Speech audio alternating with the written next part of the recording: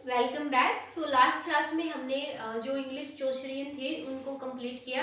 उनको आपको डीप में पढ़ने की जरूरत नहीं है, बिल्कुल सिर्फ उनका जो वर्क है उसका नाम ध्यान में रखना है और एक दो उसका सोर्स है वो ध्यान में रखना है, ठीक है। ज़्यादा डीप में जाने की जरूरत नहीं है। So today in this class I am going to start the next group of poet, that is Scottish चौशरियन।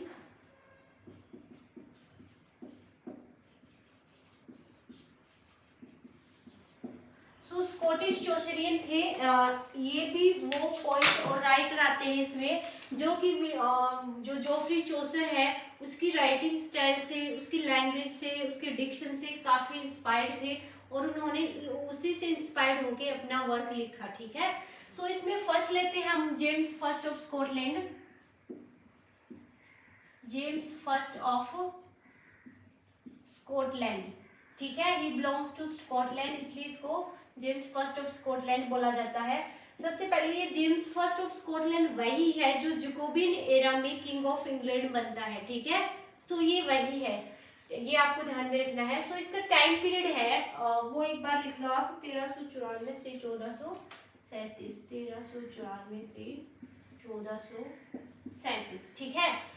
James first of Scotland है, इसका एक वर्क है जो इम्पोर्टेंट है, यहाँ मैं उसको डीप में डिस्कस करूंगी, ठीक है, डिटेल में बिल्कुल। वो है the Kings queer.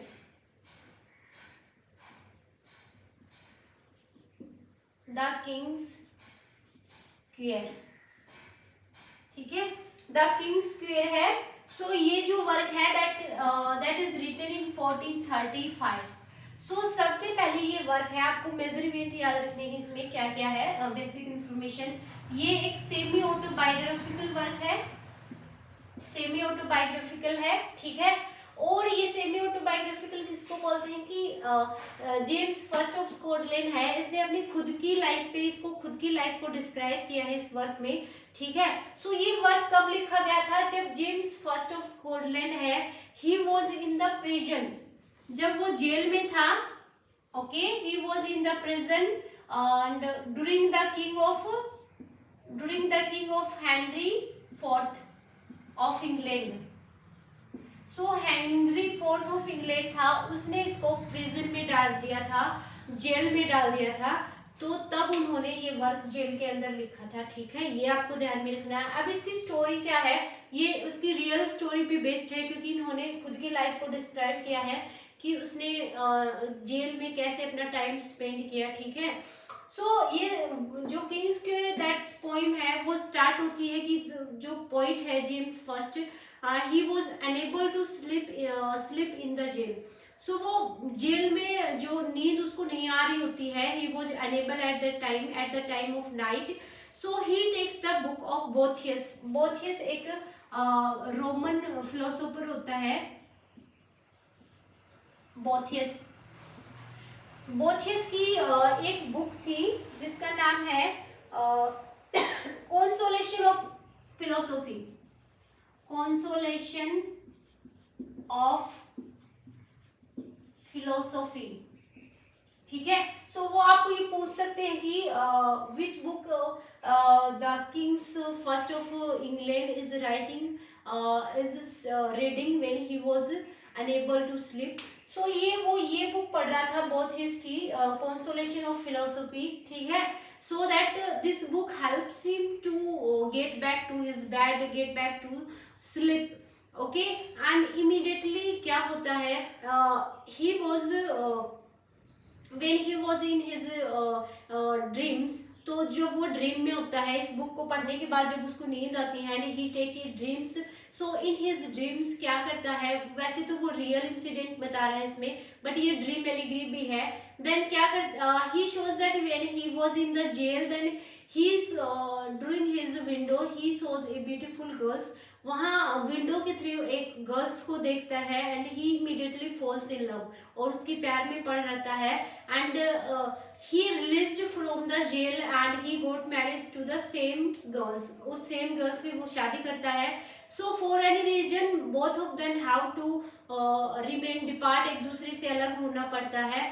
Then James first है जो narrator himself, he feels sad and he does not tolerance her her absence, उसके एब्सेंस को वो सह नहीं पाता। Then in his dream he visited to the 3 goddess, ठीक है। तो वो अपने ड्रीम में 3 गॉडेस से मिलता है, और गॉडेस कौन कौन सी है? Goddess Venus, goddess Fortune, and last जो थर्ड गॉडेस थी, and that is the goddess Minerva, ठीक है। सो ये 3 गॉडेस थी जिनसे वो ड्रीम में विजिट करता है, and he want to solve the problem related to his love. So इनके सामने अपनी लव से रिलेटेड प्रॉब्लम को डिस्कस करता है, so that they can help him to solve his problem, ताकि ये उनकी सहायता करे। तो क्या होता है इसमें, गॉडेस जो फॉर्चून होती है वो उसको एडवाइस करती है कि यू शुड गेट विजडम, आपको नॉलेज गेन करना चाहिए, आपको ज्ञान प्राप्त करना चाहिए, ठीक है। And this knowledge, this wisdom will definitely help you to solve the problem. So ये जो विजडम है जो आप प्राप्त करोगे, वो आपकी जो प्रॉब्लम है लव से रिलेटेड, उसको सोल्व करने में डेफिनेटली आपकी सहायता करेगी। सो लास्ट में क्या होता है, इस बुक में ये दिखाया गया है कि गॉडेस फॉर्च्यून है वो उसको विजडम प्राप्त करती है, उसको विजडम दे देती है, ठीक है। उसको विजडम प्रोवाइड करने के बाद he lives the last of his life happily, जो लास्ट की जो बाकी बची हुई उसकी लाइफ है नरेटर की, ही लिव्स हैप्पीली। सो ये इसका स्टोरी था।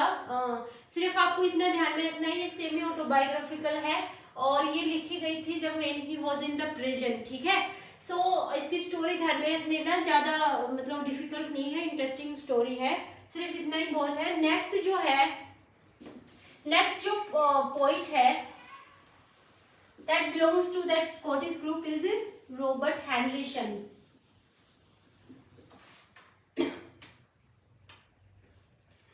सो सेकंड जो पोइट है comes under the group Scottish में, वो है रॉबर्ट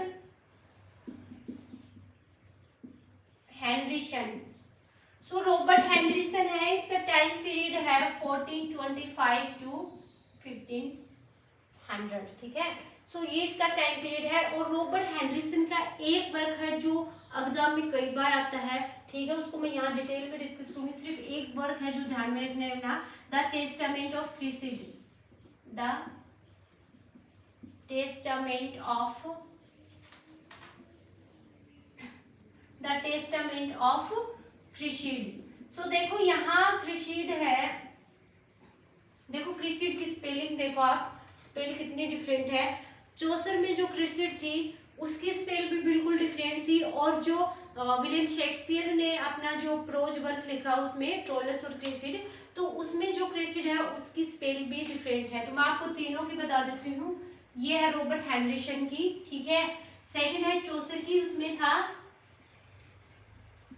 क्रिसिड, सो ये था उसके स्पेल, और जो क्रेसिडा ये था चौसर का, ठीक है। तो चौसर का जो वर्क था उसमें क्रेसिडा की स्पेल ये है, एंड सॉरी विलियम शेक्सपियर का, and that is Chaucer and that is Henryson. So तीनों की स्पेल है वो डिफरेंट है, आपको स्पेल ध्यान में रखना है, क्योंकि जैसे ये पूछ ले Troilus and Cressida is a work related to या बिलोंग्स टू, तो यहाँ अगर आपको स्पेल पता है तो ठीक है, वरना वर्क तो दोनों ने ही लिखा है, जोफ्री चौसर ने भी लिखा है और विलियम शेक्सपियर ने भी लिखा है। अगर आपको क्रेसिड की स्पेलिंग आती है तो आप इजीली आइडेंटिफाई कर पाएंगे, ठीक है। तो स्पेल आपको ध्यान में रखनी है। नाउ द स्टोरी है the testament of Cresseid, it is written in 3 part. सबसे पहले 3 पार्ट में लिखी गई है, 3 पार्ट्स। इसमें क्या है, इसमें प्रोलॉग है, ठीक है, एपिलॉग है, एंड बीच की स्टोरी है इसमें, ठीक है। सो जो प्रोलॉग है, दिस वर्क है, it is also totally inspired या taken from the heroine of the Cresseid, Troilus और क्रिसिड। सो ये वर्क है वो ट्रोइलस और क्रिसिड की जो हीरोइन है क्रिसिड, इंस्पायर कहाँ से है, इंस्पायर फ्रॉम हीरोइन से इंस्पायर है, ठीक है, वर्क से इंस्पायर नहीं है।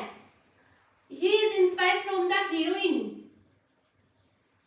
हीरोइन ऑफ ट्रोइलस और क्रेसिड की हीरोइन कौन थी, क्रेसिड,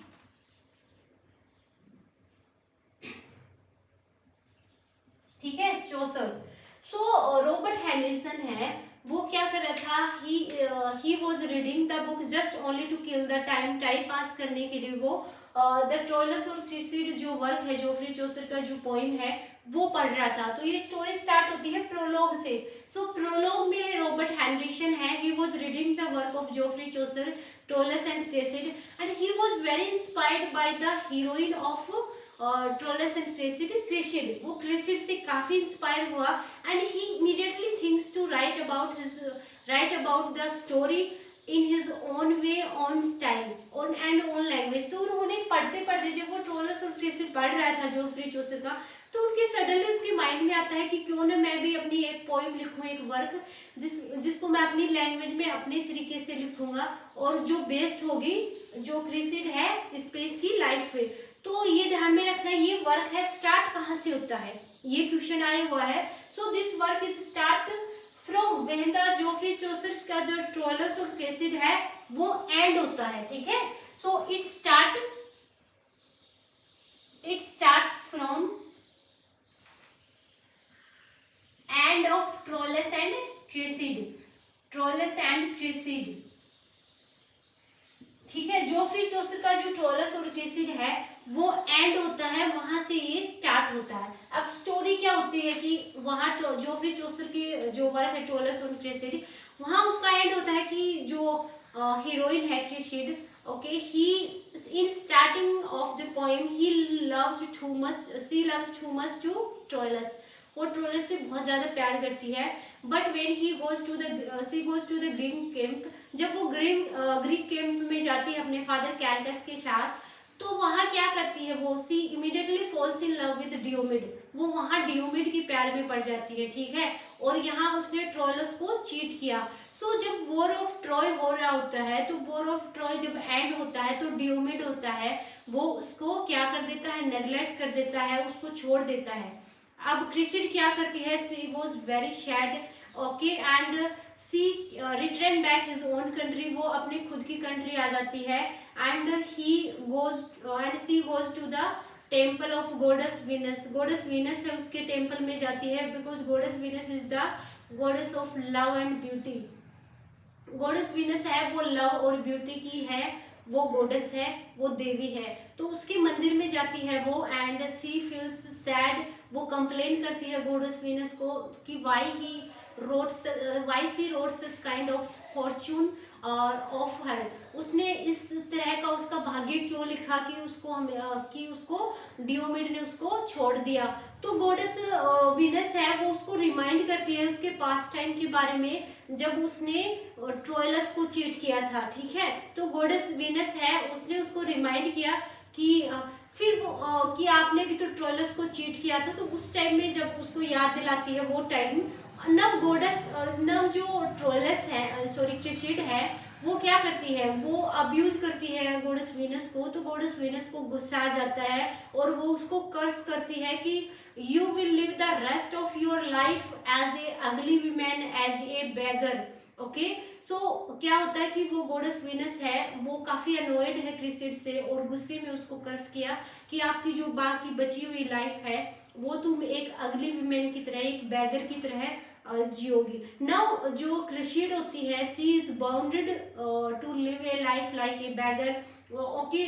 सो वो 4 दिन तक खाना नहीं खाती, उसको पानी नहीं मिलता, ठीक है, और एक अगली वीमेन की तरह वो अपनी लाइफ को जी रही होती है।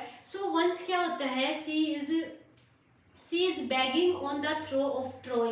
जो ट्रॉय का जो रास्ता होता है उसके ऊपर वो भीख मांग रही होती है and she immediately meet her ex lover. और उस वहां पे क्या होता है, उसकी जो विजिट होती है वो एक्स लवर यहाँ ट्रोइलस से होती है। सो ट्रोइलस और Pandarus both are going to his way. वो ट्रोइलस के रास्ते से कहीं जा रहे थे और उधर वो दोनों का किससे मिलते हैं, सो वो ट्रोइलस वो क्रिसिड से मिलते हैं। So at the first time Troilus है एंड जो पेंडारस है they don't unable to identify him, but जब उससे बात करते हैं, उसको देखते हैं, तो वो पहचान जाते हैं कि सी इज क्रिसिड, ओके। सो जो भी and she is immediately conscious, क्योंकि वो भूखी है, 2-3 दिन से उसने पानी नहीं पिया। तो वॉट एवर द ट्रोइलस है, उसके पास जो भी कुछ खाने का होता था जो भोजन था, जो पानी था, वो सब कुछ उसने क्रिसिड को दे दिया। ओके, और इसमें लास्ट में दिखाया जाता है कि हाउ, मतलब how polite and Troilus his, इतना सब कुछ होने के बाद भी वो उसने क्रिसिड की सहायता की, ठीक है। और लास्ट में सी कमिट सुसाइड, लास्ट में उसका सुसाइड, वो अपने आप को she commit suicide by the guilt, बहुत ही गिल्टी फील करती है और वो सुसाइड कर लेती है, ठीक है। तो ये स्टोरी थी द टेस्टामेंट ऑफ क्रिसिड की।